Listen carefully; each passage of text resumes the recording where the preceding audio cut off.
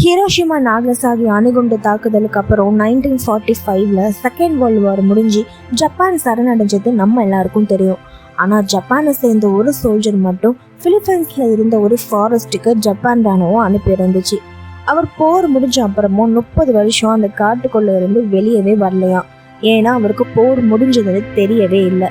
போர் முடிஞ்சு ஆர்டர் கொடுக்குற வரைக்கும் நீ அலர்ட்டாக இருக்கணும், ஃபைட்டை ஸ்டாப் பண்ணக்கூடாதுன்னு ஸ்ட்ரிக்டாக அவருக்கு ரூல்ஸ் போட்டிருக்காங்க.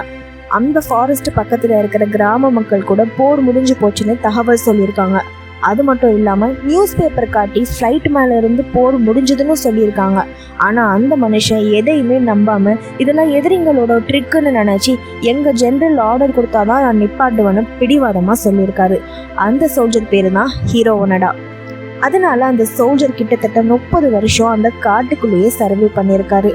ஒரு வழியா 1974ல் அவரோட பழைய கமாண்டிங் ஆஃபீஸர் நேரில் வந்து போர் முடிஞ்சு போச்சுன்னு சொன்ன அப்புறம் தான் அந்த சோல்ஜர் ஜப்பானுக்கு திரும்பினாராம்.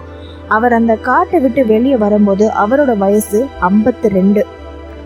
ஒரு மனுஷன் போர் முடிஞ்சது கூட தெரியாம அவ்வளோ டெடிகேட்டடாக வேலை பார்த்துருக்காரு.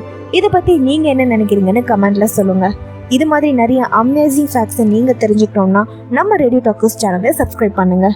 இந்த கதையில் இருக்கிற சோல்ஜரோட டெடிகேஷன் உங்களுக்கு பிடிச்சிருந்துச்சுன்னா வீடியோக்கு ஒரு லைக் பண்ணிவிட்டு உங்கள் ஃப்ரெண்ட்ஸுக்கும் ஷேர் பண்ணுங்கள்.